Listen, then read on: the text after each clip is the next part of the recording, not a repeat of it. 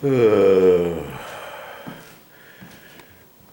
is making me feel ill just by looking at this. Well, this is what your project's going to look like before you get ready to paint.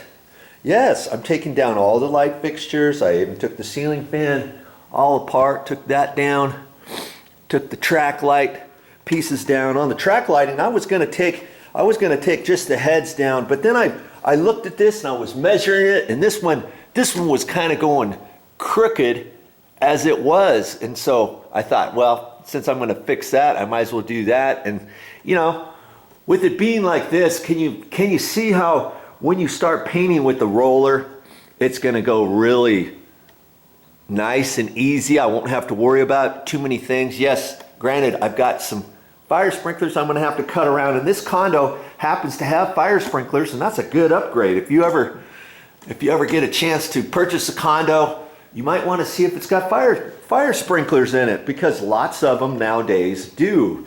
Now see, this vertical blind still needs to come down, and I was toying with the idea of trying to take that down by myself, and I'm not going to do that. I'm going to have Momi help me. And I've taken vertical blinds like this down before by leaving these slats on here. They're just vinyl. They're just vinyl slats.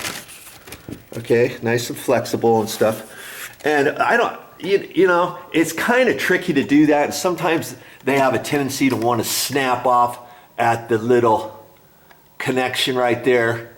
And see, one of those have already came off. That was missing when we got here. And once I put them all back up, I'm going to take the end one right here, and I'm going to put that over at the front one.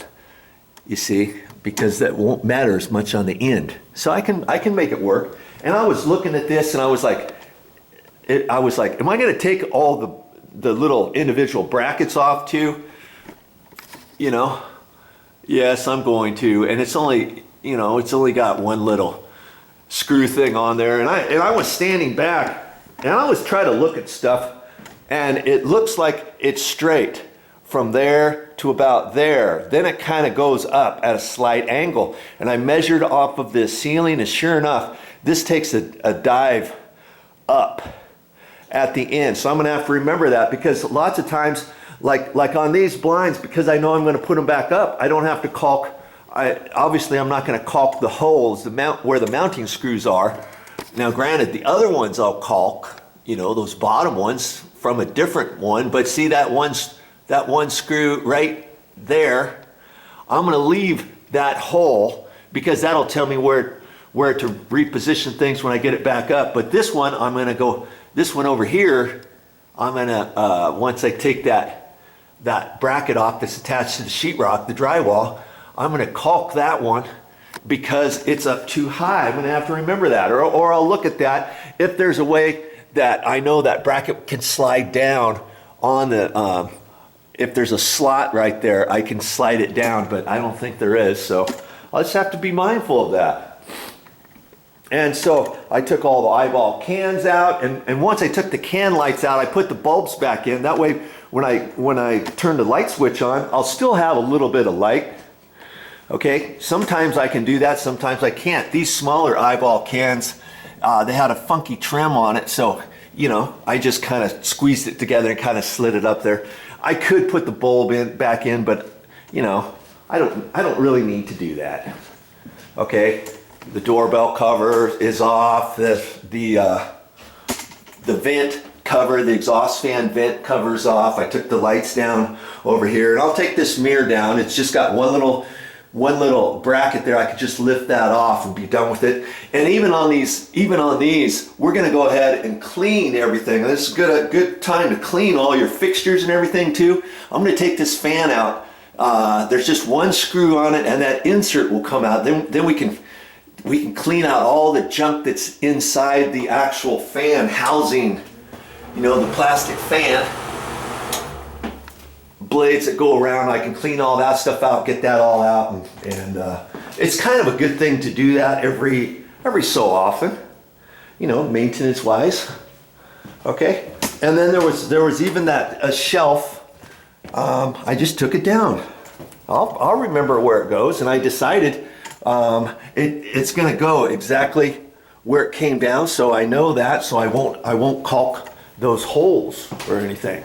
Let's go upstairs and see what's going on there, and see what all I've done up here.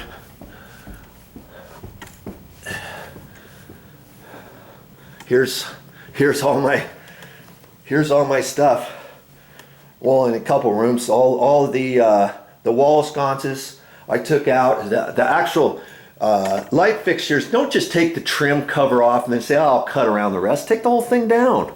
And that's what I did. And this had all kinds of shelving in here. I took them all out, and I'll remember how it goes back up. If you don't remember, take a picture of it or something like that. So I got all my stuff right here.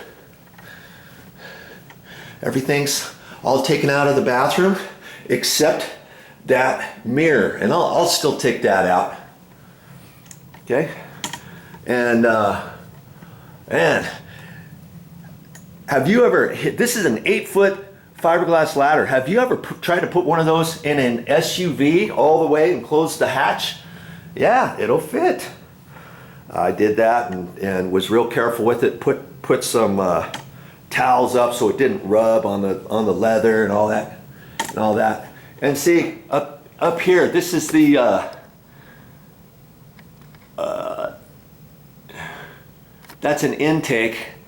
That's the air return for the air conditioner. I'm going to take that whole cover off probably. And I'll look at it and see. And there was another one up high too. That way I can check the filters anyways. See, here's one real high up there. And even the smoke alarms. I'm going to go ahead and take the smoke alarms off. And they're not that difficult to take off. You'll see. And that way, look how tall that one is way up there. That way, those won't, I won't have to cut in around all those, but I'm just leaving them up there until I get ready to paint the ceiling. Once I get ready to paint the ceiling, then they'll come down. Then when I'm done with the ceiling the next day, I'll put them back up because I want everything to be covered. I don't want to leave those down the entire time that I'm painting. I'm doing all kinds of other stuff in here because I want this place to still be protected. And yes, of course, I still have to take out all the cover plates for the plugs and the switches and blank plates, and I'm even going to take these out. Coaxial cable covers. I'll unscrew that, take it out, but I'm not gonna disconnect anything on there. If I can't get the cover disconnected from these, I can just tilt the cover and put some masking tape around it and then slide it in sideways in the hole. You know, just so I can not have to cut in around it. And where the washer and dryer is, I thought, how am I going to shimmy down in there and be like a little munchkin and get down in there and paint all that? And maybe I'll just go down a little bit. And I thought, nothing doing. I'm going to take these doors off. I'm going to slide the dryer out because I think the dryer isn't as heavy as the washing machine. I'll slide that up. Get some cardboard so it doesn't dig in, so I don't get any grease marks or anything on the floor or whatever. I'll slide that out of here. Then I've got enough room to work in this one little section. Then I'll take the washing machine, slide that over this way, and then get back in there and do that, and then slide that back and forth, back and forth, back and forth, and I'll get it all done.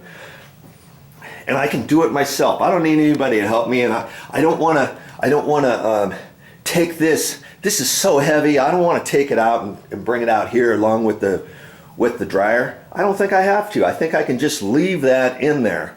That way I can do it myself and I don't have to bring it out on the carpet. Okay? I'm going to make it a little bit more difficult to get it all done, but hey, I can do it. I can do it. And see, in this master, I still have to take this ceiling fan down. I've got some mini blind things. I still have to take that down, and I've got, look at all these shelves that were in that closet. I got it figured out where they go, and I put some marks on the wall. I put some marks exactly where the top is and stuff. And I thought, after I paint, if I can see the little pencil mark, that's fine, because nobody will ever see that pencil mark. Once this comes back up, it's going to be right on the edge. And see, this one has the little screw-in anchor, so once I attach that, I know where the top goes. This had volley bolts in it, or toggle bolts, and so once I put that up there, this is going to slide. That's why I put the line on there. And what I might do is take a picture of this, or I can measure and write it down on a piece of paper or something, so I know where the top line, the top mark is. That way when I get it all painted, if those lines go away, okay, no biggie. I just take out my little diagram, because see, this one here doesn't even go all the way over. The last bit stops there, and the last person just left this over here, didn't paint it, so I can measure off the edge over to there, so that's where the end of that starts, and the top down and all that. And I know that one goes over that way, and they installed that one and put it right into the stud, so that's okay. Look how many times they tried to find the stud, boom, boom, boom, with their nails, but that's going to be all covered up. And this just happened to be in the closet. That's the stairwell as it goes on down, and they made it a little bit easier to get to the shelf up here, because that's kind of a pain, stepping right here and not being able to reach your shelves. And so somebody built two little steps. You see this? I removed that so I could get it painted and cleaned it all up. And there was two steps there. And that was set in there and screwed down. I cleaned that all up and have it. I've got it all ready. And so today I'm gonna get everything ready. Now see this room. After I take the ceiling fan down, I'm gonna kind of set everything kind of in the middle. That way I can have it open along where the baseboard is and stuff, because what's the next step after I get all this stuff ready? Kind of like this room. Kind of like this room here. What's the next step here? Well, Momi's gonna come over here later, and she wants to help. And so one of the things I can have her do is clean the baseboard. When's the last time the top edge of your baseboard and where the OG trim is has been cleaned? It hasn't been for a while, and if you got the top edge is kind of sticking out a little bit, you might find there's a lot of dust that's accumulated there. It might be kind of sticky and stuff. Now's a good time to clean it, right? Because you don't want to paint over baseboard that's got dust on it and that's got sticky stuff on it. Now's even if this doesn't have a whole lot of that, I'm going to do it anyways. Okay, I'm going to do that, and then I'm going to clean it with my standby simple green, of course, and then I'll wipe it down, and then after it's dry, is it ready to be painted yet? No, not ready to be painted after that. I'll take some sandpaper, lightly etch it, and I got a paddle sander, and I'll show you that later. Paddle sander, and I'll just kind of run it on there, and then I'll kind of sand the top a little bit, the top, you know, from this edge up, just a little. I'm not going to get too crazy with it. You're just etching the top of the paint. All you're doing is putting some very fine little lines in it, so that the paint will stick easier and stuff. And I'll do the same thing with the window stools. I'll lightly sand those, and before I put the paint on, and then I'll check around the edges where the old caulking is cracked and stuff. I'll clean that off, and where the paint's over on the frame, I'll take that off, and I'll do a good number, and I'll check all that stuff. See there? You know, do I want to leave that even when I put a blind in there? No, because I'm doing a job, and I want to do the job to the best of my ability. Okay, so I've got lots more things to do before I even think about getting the paintbrush out or the roller out.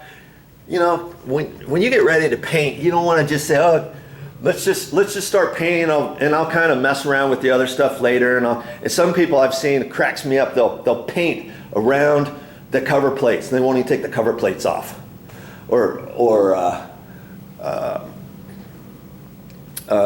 they do. I've seen all kinds of stuff, and around light fixtures, they'll paint around those, and they'll just paint around anything. You know, if somebody's going to paint a door, I've seen some people leave everything like this and try to, I'll just paint that in place with a mini roller, and then I'll use a paintbrush and go around the other stuff, and then when everything dries, the mini roller throws stipple finish on it, and then the paintbrush is more finer around the finish after you paint on there, and then you see, oh yeah, I see what they did. And then they got paint, a little bit of paint around the edge, a little paint around the door latch, a little paint around the hinges, little paint around the door strike plate, and all that. Nothing doing. Take that stuff off. And in fact, I'm gonna be repainting these doors, and Momi wants new hardware, so that'll be a good time to change all this. Even if this gold finish was going to stay, I mean, it looks pretty good. I would still to paint these doors, I would still take them down into the garage, take the hinges off, the door jamb, take the doorknob off, take the latch off, take the door bumper off, take the strike plate off, do all that stuff before I paint, before I clean the door jambs and wipe those all down and sand them. And then after you sand, you gotta wipe that down. I mean, there's a lot to do when you're talking about repainting everything. You ever heard painters, or you ever heard somebody say it's all in the prep? Well, it is all in the prep. Do things right and get your job done looking good. So when you get done with this entire job, it's gonna look like a professional did it. And you'll be like, wow, I did it myself, and it actually turned out really good. Even this handrail, I'm taking this handrail down because, again, it's got gold finish, and we're going to change that to nickel finish. And if they don't have nickel finished little brackets, they'll have brushed chrome brackets, and that'll be good enough. So those are going to be all changed out, and then I'm going to take this out in the garage and finish it out there. It's very difficult to try to paint these in place. Even if the gold was going to stay, and you think, oh, I'll just paint that, and I'll put the weenie roller around here, and I'll cut it in and stuff. It never turns out as good as taking it all down and starting from scratch. Okay, well, I guess I better get busy. Oh, what a beautiful morning. Oh, what a beautiful day. I got this wonderful feeling. Everything's going my way. Well, looks like we're getting ready to paint. Yes, I've still got a few more things to do. Momi's still working on sanding the baseboard. We took simple green on there. First I vacuumed the top edge off, then sanded. We sanded that. No, first I vacuumed off the top edge to get lots of the dust. Then simple greened it. And then is a cleaner. And then wiped it all down, let it dry, and then etched it with the sandpaper on the top edge, and then used my sanding paddle. Look at that. Little plastic paddle. You get sandpaper pieces on here. See, it's basically for drywall, plaster, and you put it on a sanding pole, or you put it on a little paddle hand sander here. And I got 100 grit, and they have different grits at the store, but 100 seems to be okay. And so she's still working on that, and while she's working on that, I've been working on these doors. Yes, I've taken all the doors off. I've stacked them up here, and I'm actually setting them up. I'm going to set them up in the garage. Make sure that's unlocked. I had some of them set up here yesterday, and I was a sanding fool yesterday, and I only got a handful of doors done because I put simple green on them. I cleaned them first and got all the grease and smudge marks off and all that kind of stuff. And these, oh, five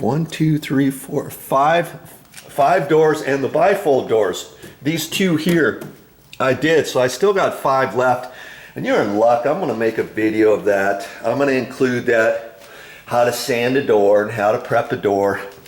And see, you can see the marks on here. This is all nicely cleaned, all sanded on the edges even, and on the top edge, the bottom edge, all that kind of stuff. And then I put simple green on them first, cleaned everything, let them dry, wiped them all off, and then let them dry, and then I sanded them.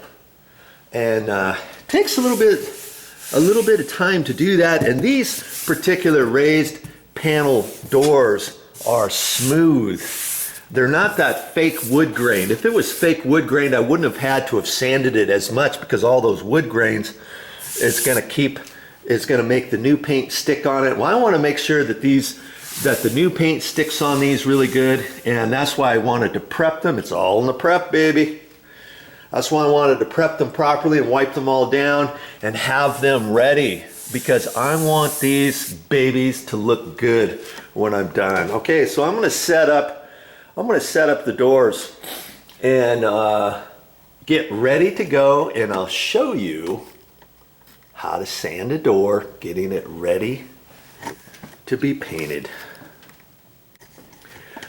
Here's one more thing I wanted to tell you, and whenever I have something to say, I'll just turn on my video camera and tell you. The reason why I've stacked these doors back in here, could I have left them outside? Yeah, it was in the middle of summer and stuff, but we're in the middle of winter. We've got kind of a warm spell, and I thought the best time to prep these doors and get them ready to be painted and to paint them would be now, before the weather turns, because if it's less than 40 degrees, you don't want to paint doors, especially with semi-gloss. You look on the paint cans, and usually most paint under 40 degrees you shouldn't be painting, and then it's going to take longer for it to dry and all that kind of stuff. And so I thought, now's the time to do it. I was initially gonna paint this whole entire condo. I was going to start at where? Way up high, up on the ceilings. I was going to do that first, then the walls and the door frames, the door jambs, the baseboard and all that kind of stuff, bathrooms, all that first, and then I was going to do the doors last, because that's how most of my jobs I'll do. That way I can get progress going. But because it's winter, and because it's going to be in the mid-50s for the next 3 or 4 days. And so I thought, hey, let's get this over with. That way the doors can be curing and stuff. And I wanted to leave the doors inside. We've got the heater on. That's why I didn't leave the doors all set up in here last night, because it gets probably below 30 degrees at night here, and I didn't want them out here. I wanted to keep the doors kind of the same sort of temperature. I don't want these doors to warp or anything. Mind you, these doors are 15 years old. That probably would be fine, but you know, I always have a sequence, and I just do things the way I do it, and I'm good with it. And so, you know, I had all these doors set up, and I wiped all these down last night, and I thought I'll bring those in. I'll bring the rest of them in, and yeah, I gotta take these back out into the garage, but that's okay. And when I got all done, see, it doesn't even look like I did any work here yesterday, huh? Because I've swept up. I wanted the dust to stay to a minimum. I don't want the dust to be traveled back into the floor. That's when you get accidents, because this is a hardwood floor, and it's got sealer on it. It's been sealed before, and it's got a sheen to it. And when you get dust on this type of floor, you can slip, you can put your knee out, you can fall, whatever. And so I'm keeping the dust to a minimum, and I'm always thinking to be the safest I can when I'm working on a project. All right, let's get these doors set back up. And the only doors I'm going to set up are the doors I still need to do. Okay, the 5 doors. I'm actually going to bring the bifold doors out there too. That's why I set them here, because I still have the tops to these old bifold doors, and I need to pull them out. There's little plastic anchors in there. I need to pull those out and save those so I can take them to the store, because I'm gonna put some new ones on there, and that reminded me to do that. Okay, and then once I get all that done, guess what? I'm bringing the doors back in here. Yep, yeah. I'm gonna bring the doors back in so that I can sweep up again when I'm all done and have it just like this. That way I can get this room set up in order to paint, because I'll put some craft paper down on the floor. I'm gonna put screws on the bottom edge of all of these doors, and I'll show you that when I get ready for it. I'll put a little clip of that on this video or the next video on painting doors or something. And that way when I roll these, I'm going to roll these with a mini roller, a weenie roller, but not where the grooved areas are like this. I'll do that with a paintbrush and overlap it just a little bit. Okay, but then the rest of it I'll do with the mini roller. And you know, if I have these set down on the ground, I can't very well get the bottom edge, can I, with the mini roller? And so the last time I painted doors, I set them all up and I cut some 2x4 blocks, you know, 6 inches long, split those in half with a little chisel, and I put 2 pieces of block for each door. And then I set the door on top of that, pulled the door out far enough so that the block was under a little bit, so that when I ran the mini roller down at the bottom, I wouldn't hit the floor, I wouldn't hit the craft paper, and I'd get a nice finished edge on the bottom. And I thought, okay, this time, what am I going to do? Am I going to get some 2x4s and go to and cut those down and stuff? And I thought, you know what? I'll just take some of my drywall screws. I got some 2.5-inch drywall screws. I'll just ram those up on the bottom. Just one screw on the bottom edge underneath, see? And I'll put them up about an inch or 3/4 of an inch or so. And then they'll be sticking down over 1.5 inches. And then when I set those down on the ground, voila, the door is going to be up high enough so the mini roller's not going to hit it. When I flip the doors around, I don't have to worry about putting them on the blocks properly and all that, tripping over the blocks and all that kind of stuff. And I thought, hey, I'm just going to try that. And hopefully I don't lean them on the wall too far to where the screw's going to slide out because it's on the concrete or whatever. That's not going to happen anyways. I'm not going to be worried about that. Okay, so just a few thoughts. Hey, whenever I get ready to do a job, I'm always thinking about all this crap. You know, when I go to bed, when I wake up in the morning, and I'm thinking, okay, what do I have to do tomorrow? What kind of material do I need? When am I going to have to go back to the store? What else do I need to bring from the garage? You know, tool-wise, material-wise, whatever I have, all that kind of stuff. It's just, I don't know. It's just something I have to deal with. And, you know, once I get going at the job site, everything's fine. Okay, enough of that.